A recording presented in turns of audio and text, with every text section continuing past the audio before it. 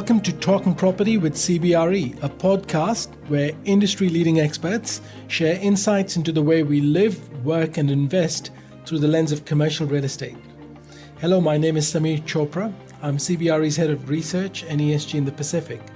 In this episode, we explore the latest trends, innovations and requirements in ESG for the retail real estate sector. In this episode, I'm joined by Alicia Maynard, General Manager of Sustainability and Technical Services at ISPT, Melissa Schultz, General Manager of Sustainability at QIC, and Michael Hopday. Michael leads the network strategy and portfolio optimization for 7-Eleven Australia. We hope you enjoyed the conversation as much as we did. Let me start off with you, Alicia. Can you please give us a quick introduction to ISPT's real estate assets? So ISPT is a national diversified property company. We have assets in residential, retail, industrial, office, healthcare and education sectors, and we're fully funded by industry superannuation.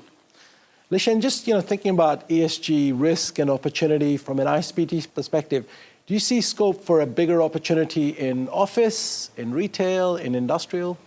Yeah, there's an evolution that we have seen over the past couple of decades, but definitely a revolution to come. In the office sector, it's been largely driven by commercial building disclosure and legislation for mandatory disclosure. Retail hasn't had that.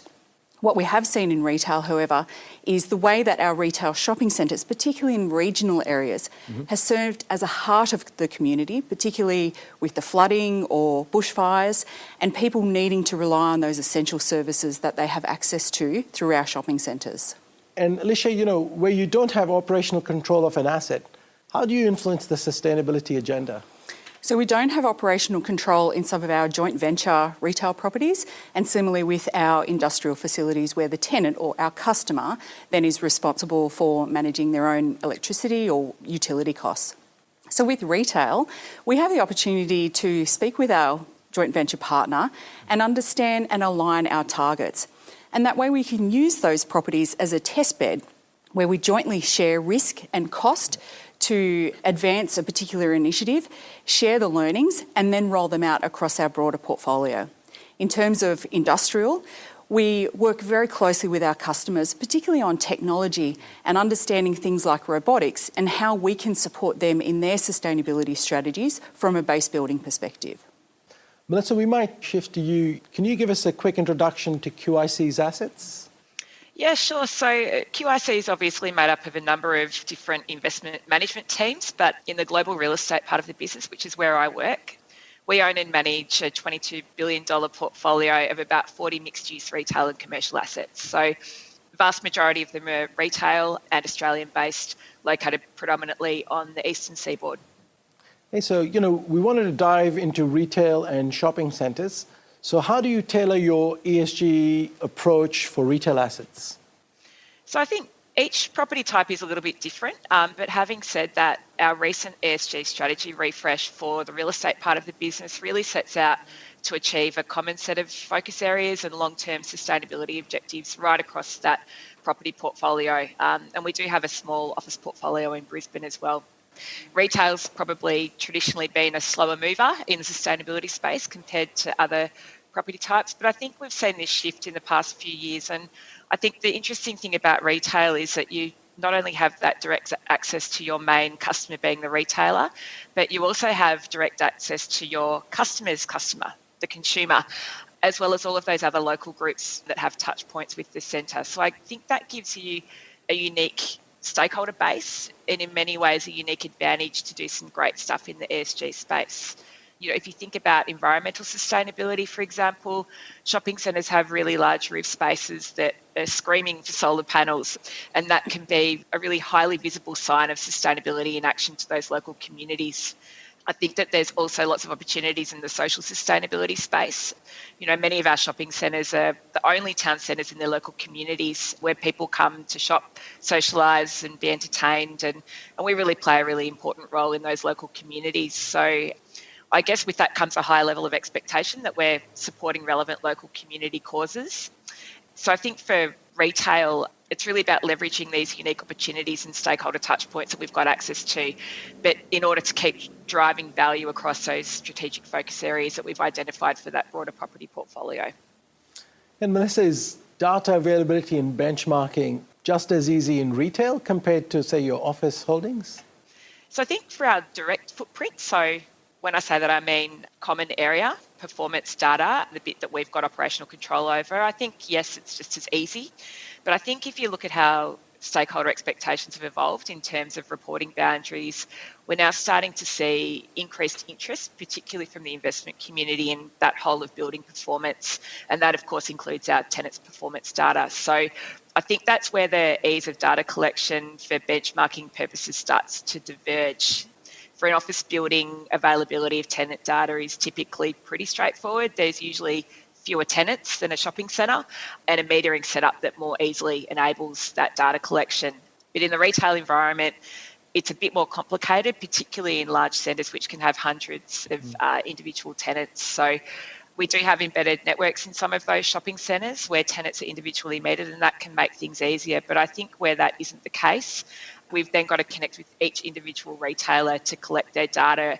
That includes major tenants like supermarkets who typically procure their own services in all of our shopping centres, and that's services like electricity and waste management services. So it's about connecting with the tenant to collect their data, often in the retail space.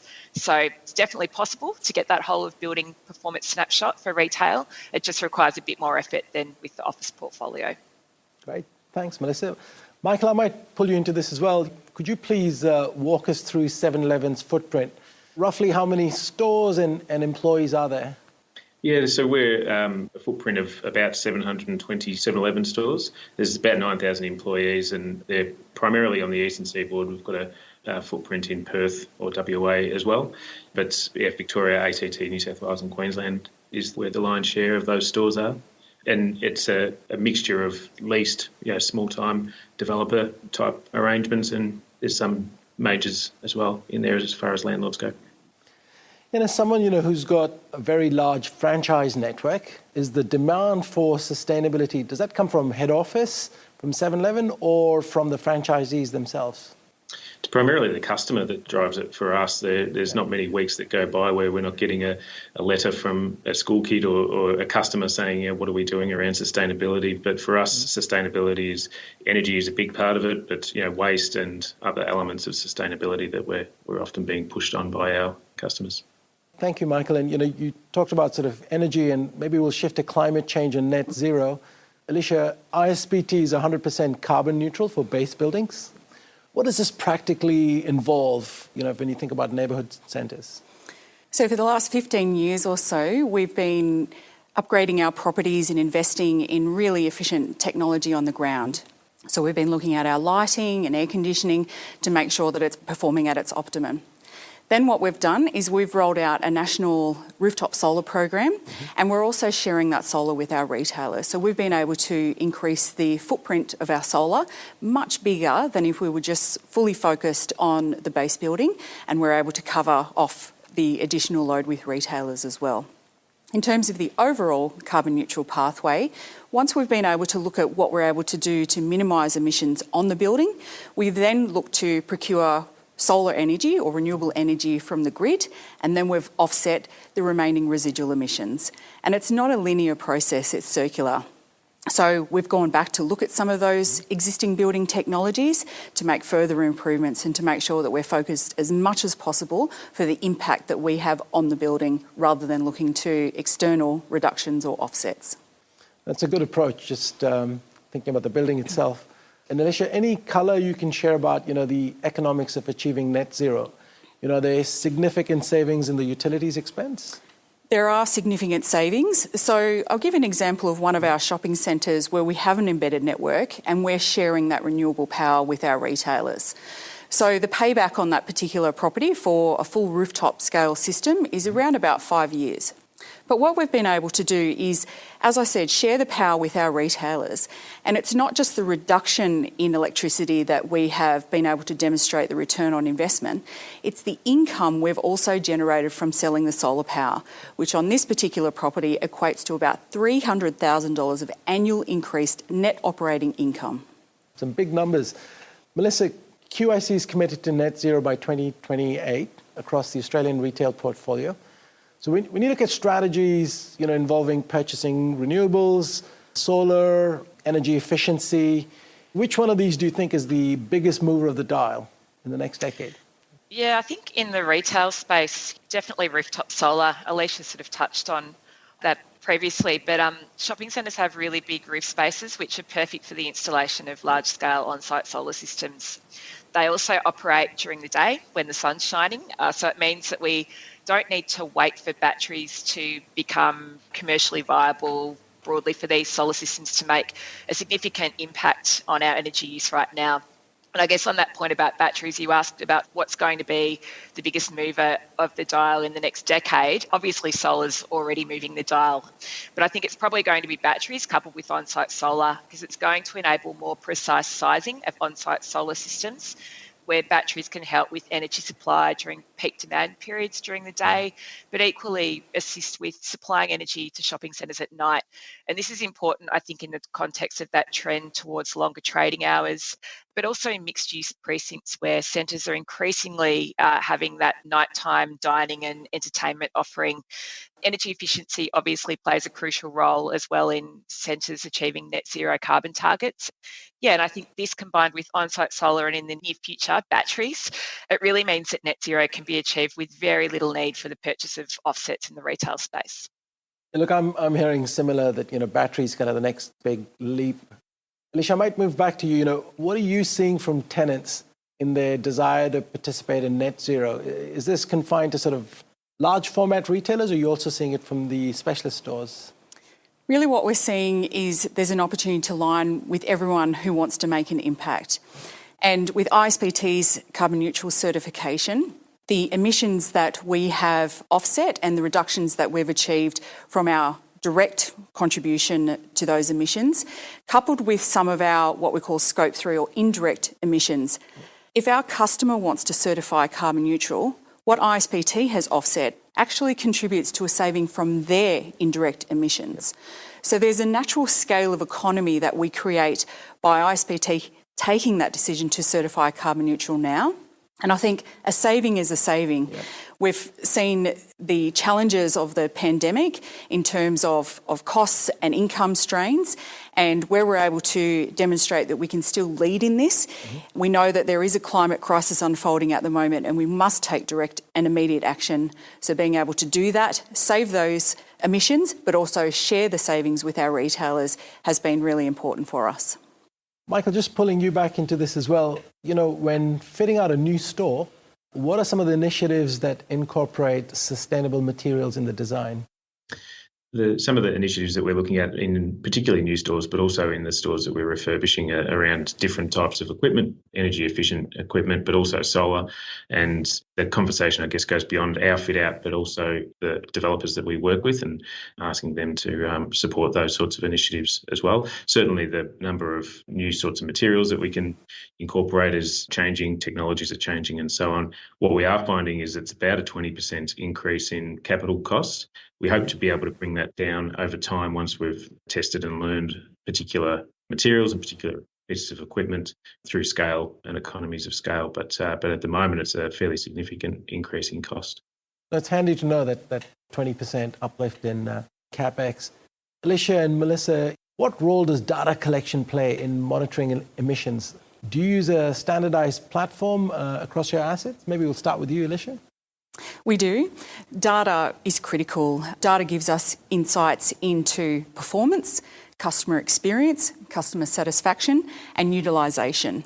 So having a national platform gives us an insight into what's happening within our shopping centres, particularly our remote and regional shopping centres where we don't necessarily have on-site personnel. If we've got a fan or a pump that's operating outside of usual operating hours, we're able to remotely detect that and then go and have a look and see what's happening.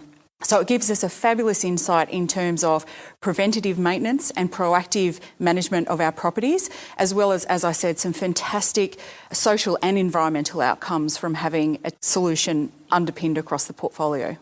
Melissa? Yeah, look, I couldn't agree more. You can't manage what you're not measuring. So I absolutely echo Alicia's thoughts there. We do use a couple of platforms across our asset portfolio to collect data and manage our performance. At an operations level, our centre management teams use the CIM platform, and that's really on a daily basis to monitor centre and individual plant and equipment performance. So it tracks that performance in real time. So it's a really helpful tool for the centre management teams to use at our centres to make sure they're running as efficiently as possible. And as picking up on a comment Alicia made, something's not running when it's not supposed to be. At that less granular level, we've recently deployed the Invisi platform to collect centre performance data, and that really allows us to understand performance over longer time horizons like weekly, monthly, 6-monthly, annual, and so on. And it's getting that view, I guess, of performance over those slightly longer time horizons than the real time that really allows us to monitor performance against our annual carbon reduction targets, and in turn monitor our performance back against our longer term objectives like our net zero carbon by 2028 target. So we use Invisi to collate internal reports on performance as well as external reports like our annual sustainability report, and really leverage the data coming out of the CIM platform to manage day-to-day operations. But also we use it to check the data in the Invisi platform to ensure we've got an accurate data set, and that cross-checking forms part of our 6-monthly third-party assurance process. So the two platforms work very much hand in hand.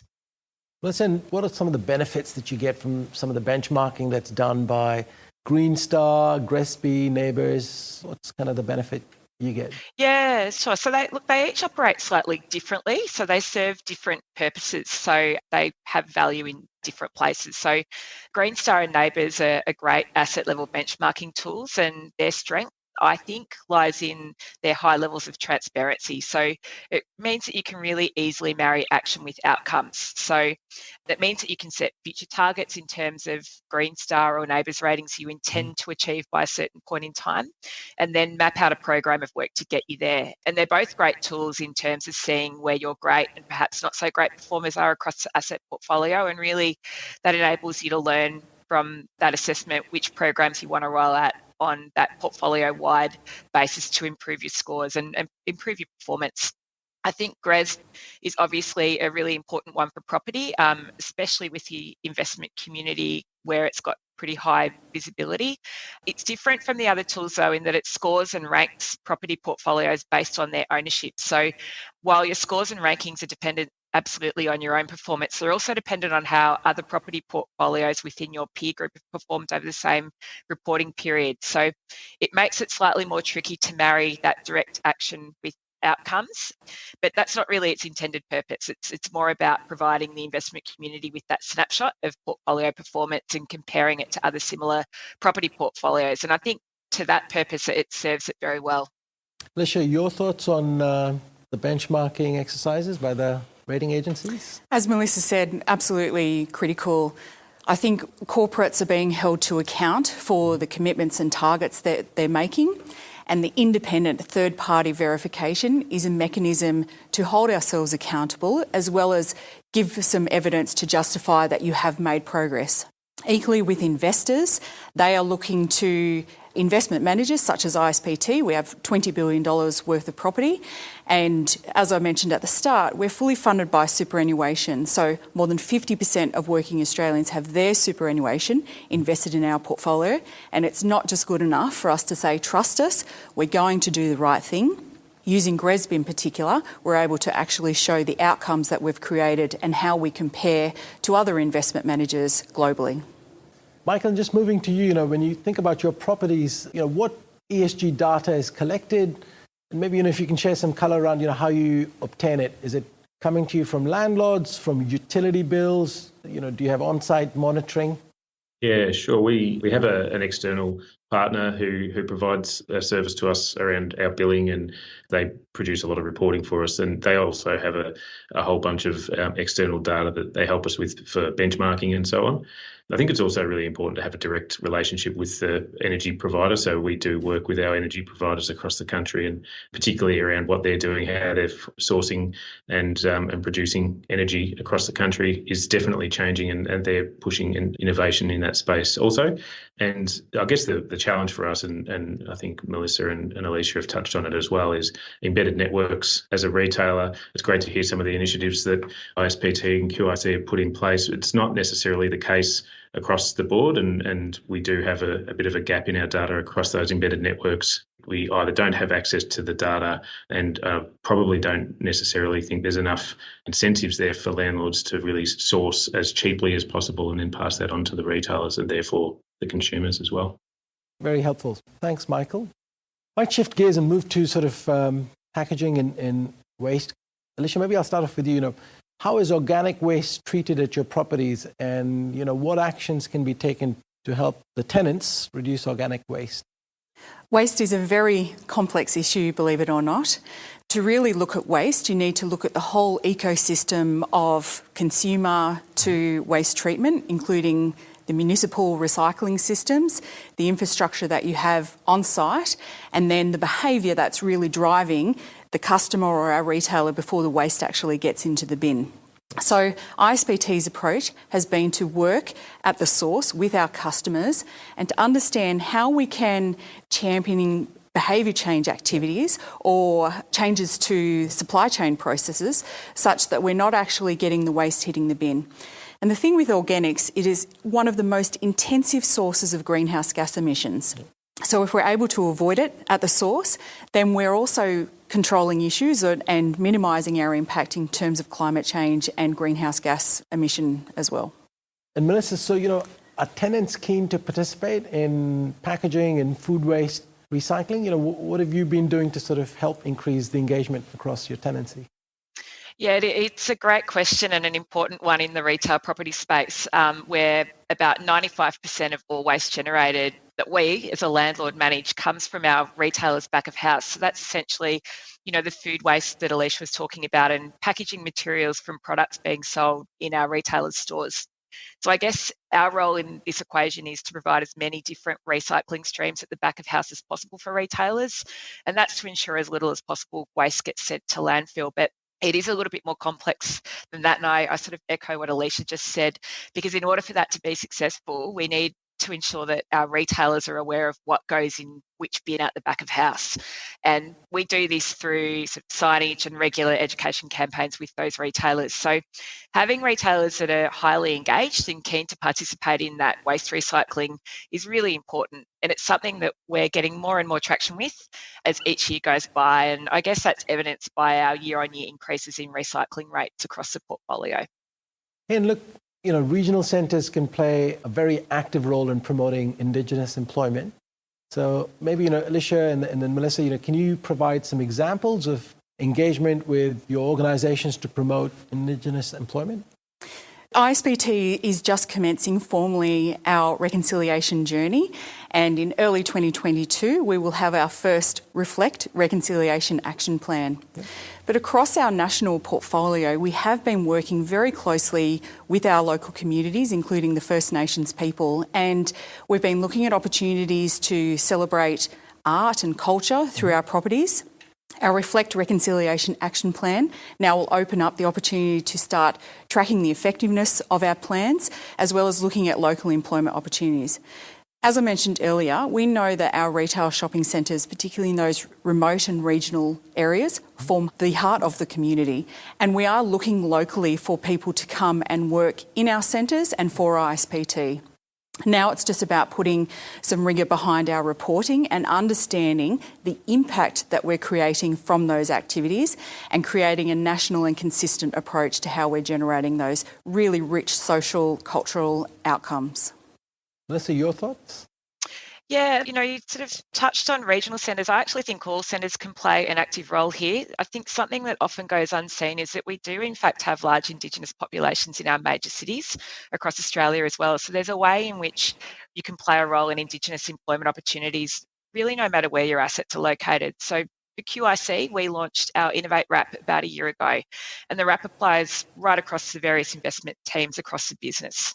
So within the real estate part of the business, there's some significant opportunities to bring that RAP to life. And we've recently mapped out a plan of activities to drive that value and really contribute to QIC's reconciliation journey. The plan is very much focused on Indigenous procurement, as well as educating the local communities in which we operate on Indigenous heritage and culture. And that's happening in partnership with the local Indigenous elders. On the procurement piece, Kinaway is the Victorian Indigenous Chamber of Commerce, and we've been in recent conversations with them to figure out how we might be able to work together on the Indigenous procurement piece. And we learnt from them that more than 80% of Indigenous businesses registered with Kinaway are sole traders. So it means that they're often not equipped to jump straight into a national contract with a company like ours to provide a particular good or service that we might need to run our centre portfolio. But what we've realised is that there is definitely an opportunity for us to work with Indigenous businesses wanting to grow their business, and we can help them do that over time, leveraging the reach of our shopping centre portfolio. We're still very much in the early days of this journey, but given that Indigenous businesses are more likely to employ Indigenous people, we see this is a way in which we could really genuinely help to create more job opportunities for Indigenous peoples. Michael, and when you think about 7-Eleven and its 9,000 odd staff that work there, what does 7-Eleven do in terms of diversity? Well, diversity for us is a number of different things, gender diversity, but also ethnicity. There's about 22 different nationalities that are represented across our franchise network, and that's an important part of our business and who we are. There's been a concerted effort as well, particularly over the last few years, around the role in which women play across our network, so particularly in our corporate network and the leadership roles available in our business. So we're really, really proud now that about 50% of our store leaders are women, and it's actually much more than that. It's about 75% of assistant stores, and the shift supervisors is even higher than that. So that push around particularly leadership and availability for leadership roles across the corporate network's been a journey, but it's still ongoing. There's still a lot more work that we all have to do, but that's something we're particularly proud of. Thanks, Michael. And probably, across the panel more broadly, which of the community engagement initiatives have you found to be, most successful? Maybe we'll start with you, Alicia. We've found the community initiatives where we've been able to bring together customers who've never worked together before, and this is in some of our precincts where we may have government departments that theoretically can't talk to each other. We've seen that aligning around a common purpose, such as fundraising for homeless, or we've had skilled workshops and volunteering sessions. They're the events that really create a meaningful impact, and I think people rise above the boundaries that exist when we're able to focus on those community issues. Great. Melissa? Yeah, so more broadly, the real estate part of our business has recently developed a community investment program, and it's centred around a central community theme. And we've taken this approach because we think that success comes when you can create a significant positive impact through being quite focused and then be able to measure that impact. So we went through a pretty structured and evidence-based process to arrive at our social theme, and that theme is physical health and wellbeing. And it was one that local demographics research suggested was in need of the support in the local communities in which we operate. But it was also one where we felt we were well placed to support through our portfolio of shopping centres. The other benefit of supporting this theme was that it allows us to respond to emerging consumer preferences around health and wellbeing. And that's also a key pillar of our consumer experience strategy. So we've recently formed a partnership with Nutrition Australia and the YMCA to deliver our community investment program, and that will be centred around programs to increase the physical activity and improve the healthy eating habits of our local communities. And our theory of change with the community investment program is that in the long term, we'll be able to reduce the burden on the public health system, given that chronic health issues often find their causes in lack of physical activity or poor diet.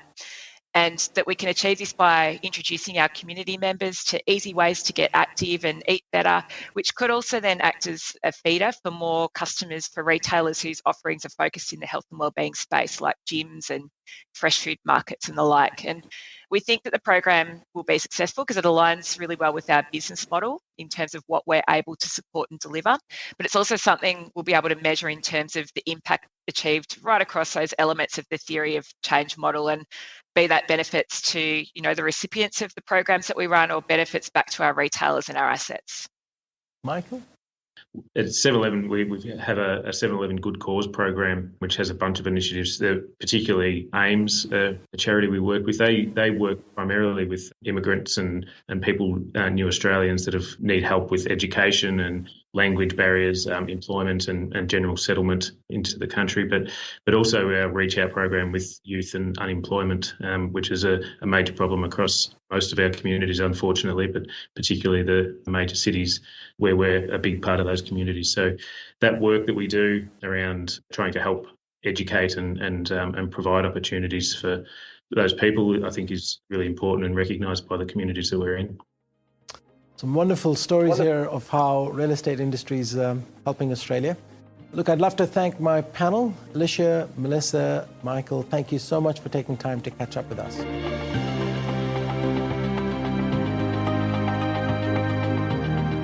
If you like the show and want to check out more, visit cbre.com.au/talking property or subscribe through Spotify and Apple Podcasts. If you would like to find out more about the work CBRE is doing in ESG, please visit cbre.com.au/about/ESG. Until next time.